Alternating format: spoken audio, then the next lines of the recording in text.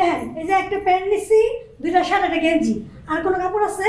কি রে জমিলা, তুই হাতের কাপড় চোপড় লয়ে কই যাস? কি করবো আর, ভাইয়ার কাপড় ধুইতে যাবো। ভাইয়ার ঘরটা খুব সুন্দর করে পরিষ্কার করছি, এখন কাপড় সুন্দর করে ধুবো, তারপরে ভাইয়ার লেগে ভাত রান্ধুম। এরে তুই হাতের কাম দিচ্ছ কেন? বেইমানে করে বেইমান।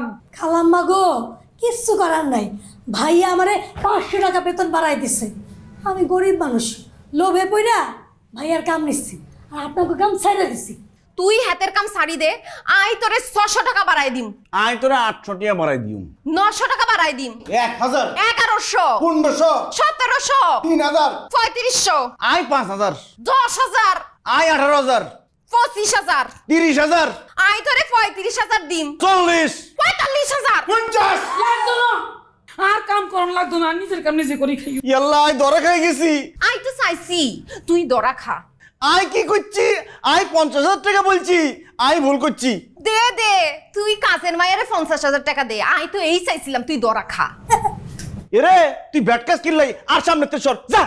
ভাইয়া আমার 1 মাসের অ্যাডভান্স দিতে হইব। আয় অ্যাডভান্স দিনা, মাস শেষে বেতন লই যাইস, না হুসাইলে হেতাগো কাম কর। এই জমিলারে আঙ্গ দরকার নাই,